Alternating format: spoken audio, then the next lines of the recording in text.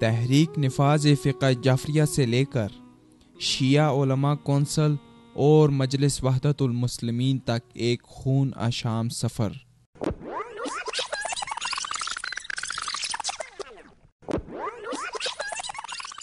ایران میں خمینی انقلاب کی برآمدگی کے بعد مذہبی طبقے نے ایرانی عوام کا مذہب کے نام پر استحصال شروع کیا،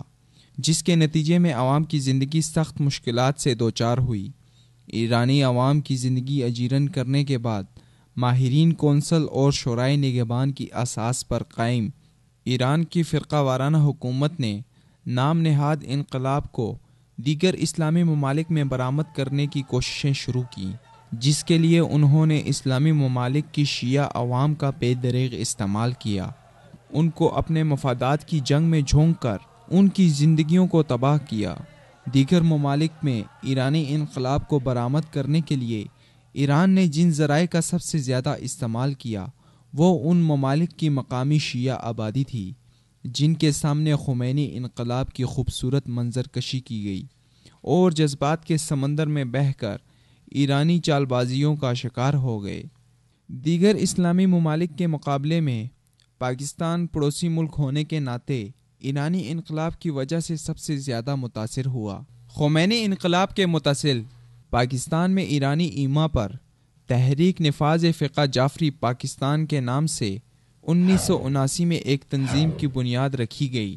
جس نے ایرانی مفادات کے لیے پاکستان میں موجود ایرانی قونصل خانوں اور ایرانی سفارت خانے کے زیر سرپرستی زور و شور سے اپنا کام شروع کیا۔ یہ تنظیم امامیہ اسٹوڈنٹس آرگنائزیشن کا تسلسل تھا،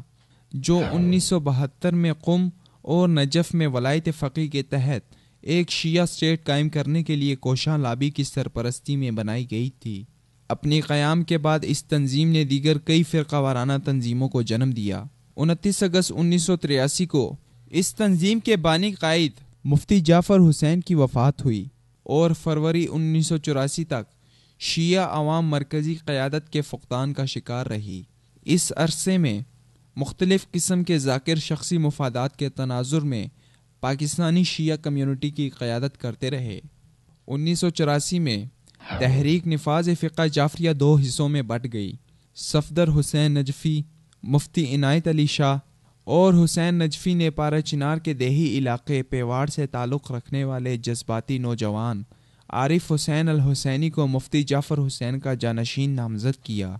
جبکہ مشہور عزادار آغا سردار علی جان نے دینہ میں کنونشن منعقد کر کے حامد علی شاہ موسوی کو تحریک نفاذ فقہ جعفریہ کا قائد نامزد کر دیا۔ یوں اقتدار کی رساکشی کے نتیجے میں قیادت کے مضبوط امیدوار کو راولپنڈی سے تعلق رکھنے والے حامد علی شاہ موسوی نے چیلنج کیا۔ جب 10 فروری کو بکھر کے مقام پر ایران نواز پاکستانی ملا قصر زینب امام بارگاہ میں کرم ایجنسی کے علاقے پارا چنار سے تعلق رکھنے والے ایران نواز ملا عارف حسینی کو تحریک نفاذ فقہ جعفریہ کا صدر بنا رہے تھے، عین اسی روز ضلع جہلم کی تحصیل دینہ میں مشہور شیعہ ذاکر آغا سردار علی جان کی کال پر جمع ہونے والے دیگر شیعہ خواتین و حضرات مفتی جعفر حسین کی شورا کے رکن حامد علی شاہ موسوی کو قائد ملت جعفریہ چن رہے تھے۔ جب قیادت کے تعدد کی وجہ سے ایرانی مفادات کے حصول کے لیے کی جانے والی جدوجہد میں کمزوری آئی تو خمینی نے عارف حسین الحسینی کو تائیدی سند عطا کر دی، جس کی وجہ سے ایران سے آنے والا فنڈ عارف حسینی کے پاس آنے لگا اور ولایت فقیہ کے علم بردار شیعوں کا رجحان عارف حسینی کی جانب ہونے لگا۔ اسی رجحان کو دیکھتے ہوئے ساجد نقوی، جو پہلے حامد علی شاہ موسوی کے حمایتی تھے، وہ بھی عارف حسینی کے حمایتی بن گئے۔ یوں عارف حسینی کی قیادت میں 1988 تک ان کے شیعہ پیروکاروں نے ایرانی مفادات کے لیے بے جگری سے کام کیا اور پاکستانی حکومت کے خلاف بغاوت کرتے رہے۔ اس تنظیم نے 1986 میں شیعہ امام بارگاہوں پر حملے کر کے حکومت اور اہل سنت مسلمانوں پر اس کا الزام لگایا تاکہ پاکستان کی شیعہ آبادی میں انتقام کے جذبے بھڑکیں، جس کو یہ تنظیم اپنے مفادات کے لیے استعمال کر سکے۔ चनांचा इस तंजीम ने कुछ जज्बाती नौजवानों को मजहब के नाम पर नफ़रतों के समुंदर में धकेल डाला और यूं अहले सुन्नत मुसलमानों और उलमा का कत्ल ईरानी इमाम पर पाकिस्तान में शुरू हुआ। 23 मार्च 1987 को लाहौर में एक जलसे के दौरान तहरीक निफाज फ़िक़्ह जाफ़रिया की ज़ेली विंग इमामिया स्टूडेंट्स ऑर्गेनाइजेशन के डॉक्टर अली नकवी और मुहर्रम अली ने अपने साथियों के साथ मिलकर आलम इस्लाम के जय्यद आलिम दीन अल्लामा एहसान इलाही ज़हीर रहिमहुल्लाह को तकरीर के दौरान धमाका करके कत्ल कर दिया। 23 मार्च 1987 को लाहौर के इलाके किला लक्ष्मण सिंह रावी रोड पर इमामिया स्टूडेंट्स की दहशतगर्दाना कार्रवाई में अल्लामा एहसान इलाही ज़हीर, मौलाना मोहम्मद ख़ान नजीब, मौलाना अब्दुल खालिक कुद्दूसी और मौलाना हबीबुर रहमान यज़दानी ने जाम शहादत नोश किया। ये पाकिस्तान की तारीख़ में अपनी नौइयत का पहला अलमनाक वाक़या था जिसमें चोटी के अहले सुन्नत उलमा शहीद हुए, जो ईरान नवाज़ दहशतगर्दों की सफाकियत को आश्कार करता है। इस वाक़ये से 2 साल पहले 6 जुलाई 1985 को तहरीक निफाज फ़िक़्ह जाफ़रिया बलूचिस्तान के सदर याकूब तवस्सली की क़यादत में कोयटा की शाहराहों पर पासदाराने इनकलाब के कमांडोज़ की मय्यत में इस तंजीम के कारकुनों ने बलूचिस्तान में ख़ुमैनी इनकलाब को बरामद करने के लिए सिक्योरिटी फोर्सेस पर हमला किया था, जिसकी वजह से कई दिन तक कोयटा के गली कूचे मैदान जंग का मंजर पेश करते रहे।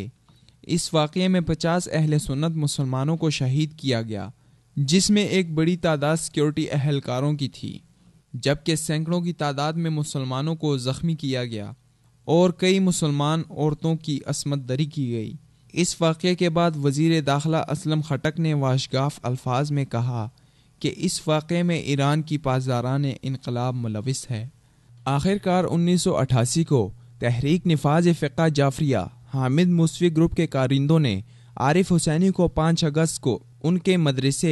मदरसा मुआरिफ इस्लामी वाक़े पेशावर में सुबह के वक्त मौत के घाट उतार दिया और यूं ईरान का ये नमक ख्वार अपने मंतकी इंजाम को पहुंच गया। आरिफ हुसैनी की मौत, जो कि दरअसल एक शिया मुखालिफ ग्रुप की कार्रवाई थी, उसको तहरीक निफाज फ़िक़्ह जाफ़रिया ने खूब कैश किया और शिया अवाम को ये बावर कराने की कोशिश की कि ये पाकिस्तानी हुकूमत का कारनामा है, ताकि पाकिस्तानी शियों को एहसास कमतरी में मुब्तला करके ईरानी मफादात के लिए उनसे काम लिया जाए। इसी वजह से जब साजिद नकवी आरिफ अल हुसैनी की मौत के बाद तहरीक निफाज फ़िक़्ह जाफ़रिया के सदर बने तो उन्होंने बाकायदा सिपाही मोहम्मद के नाम से अस्करी विंग तश्कील दी। हालांकि हकीकत यह है कि आरिफ अल हुसैनी की मौत में भी साजिद नकवी का भी बड़ा किरदार था। एक तो साजिद नकवी को क़यादत की लालच और दूसरा हामिद मूसवी से पुरानी शनासाई थी,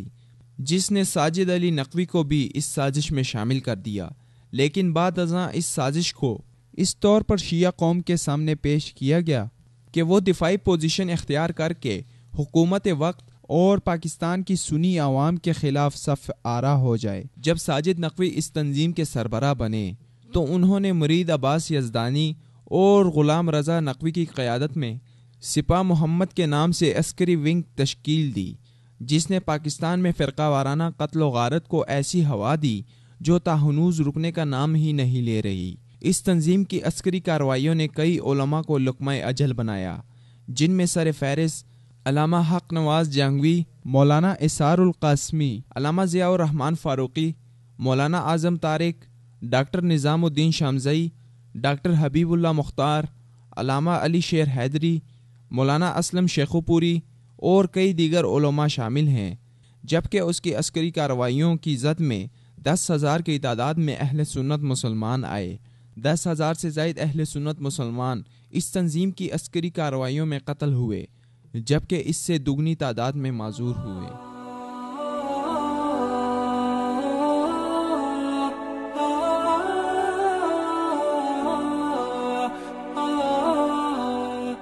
साजिद अली नकवी के दौर में तहरीक निफाज फ़िक़्ह जाफ़रिया ने तहरीक जाफ़रिया पाकिस्तान का नाम इख्तियार किया और ईरानी मफादात के लिए पाकिस्तान में जद्दोजहद करते रहे। आरिफ हुसैनी के बाद पाकिस्तान के लिए ईरान की तरफ से साजिद नकवी को نمائندہ ولایت فقیہ مقرر کیا گیا۔ اگست 2001 میں پاکستانی حکومت نے دہشت گردی کی مختلف وارداتوں میں ملوث ہونے کی وجہ سے سپاہ محمد کو کالعدم قرار دیا، جبکہ 14 جنوری 2002 میں حکومت نے تحریک جعفریہ پاکستان کو بھی کالعدم قرار دیا۔ اس کے بعد ساجد علی نقوی نے ایرانی سپریم لیڈر کے احکامات کے تحت نئی نام سے تنظیم بنائی، جو کہ حکومت وقت نے 17 مارچ 2003 میں کالعدم قرار دی۔ اس کے بعد ساجد علی نقوی نے ایرانی سپریم لیڈر سید علی خامنئی کے خاص احکامات کے تحت شیعہ علماء کونسل کے نام سے نئی تنظیم بنائی اور ایرانی مفادات کے لیے پاکستان میں پھر سے منظم ہونا شروع کیا، اور تاحال یہ تنظیم پاکستان میں شیعہ علماء کونسل کے نام سے کام کر رہی ہے، جبکہ اس کے عسکری ونگ بھی مختلف ناموں مختار فورس، مہدی ملیشیا اور سپاہ محمد کے نام سے کام کر رہے ہیں۔ اگست 2009 کو پاکستان میں مجلس وحدت المسلمین کے نام سے ایک نئی تنظیم وجود میں آئی، جس کے اغراض و مقاصد میں خمینی کے افکار کی ترویج و اشاعت اور اس کا نفاذ شامل ہے، جبکہ اس تنظیم کے اغراض و مقاصد کی کاپی میں یہ بھی درج ہے کہ یہ تنظیم نظریہ ولایتی فقیہ کی پیروی کرے گی۔ یاد رہے کہ نظریہ ولایتی فقیہ کے تحت شیعہ تنظیموں کو ایرانی سپریم لیڈر کے احکامات کے تحت کام کرنا ہوتا ہے اور اپنے ملک کے بجائے ایران کی وفاداری کا عہد کرنا ہوتا ہے۔ مجلس وحدت المسلمین کے قائدین کی اکثریت ایران کی تربیت یافتہ ہے۔ یہی وجہ ہے کہ اس تنظیم کے قائدین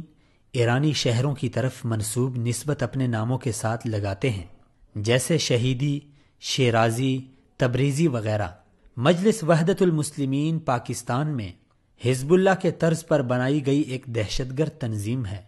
جس کی شاخیں قم اور نجف تک پھیلی ہوئی ہیں۔ پاکستان میں ایران نواز تنظیموں کے تحت 800 سے زائد تعلیمی ادارے کام کر رہے ہیں، جن میں جامعۃ المنتظر لاہور، جامعۃ الکوثر اسلام آباد، جامعۃ المصطفیٰ اور مدرسہ امام خمینی سر فہرست ہیں۔ 50,000 طلبہ ان مدارس میں زیر تعلیم ہیں۔ ان طلبہ کو نظریہ ولایتی فقیہ کے تناظر میں تعلیم دی جاتی ہے اور اس میں پڑھنے والے طلبہ کو ایرانی سپریم لیڈر کا وفادار بنایا جاتا ہے۔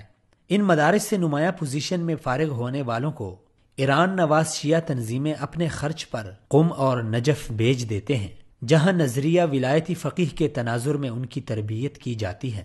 جب ان کی ذہنی اور نظریاتی تربیت مکمل ہو جاتی ہے تو پھر مختلف اہداف کے تحت ان کی تشکیل پاکستان میں کی جاتی ہے۔ ان مدارس سے جڑے ہوئے شیعہ طلبہ جہاں دیگر تخریب کاریوں میں ملوث پائے جاتے ہیں، وہیں ان مدارس کے طلبہ ایرانی مفادات کی جنگ کے لیے عراق اور شام میں بڑی تعداد میں حصہ لے رہے ہیں۔ لواء زینبیون کے تحت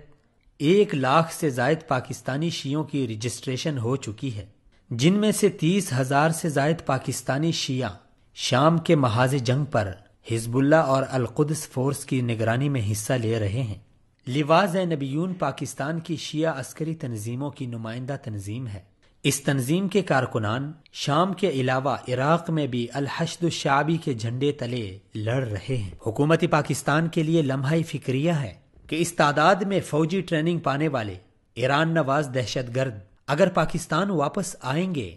تو ملک کی سلامتی کی بقا کے لیے ایک خطرناک چیلنج کی حیثیت اختیار کر لیں گے۔ اس لیے حکومت کی ذمہ داری بنتی ہے کہ وہ تحریک نفاذ فقہ جعفری سے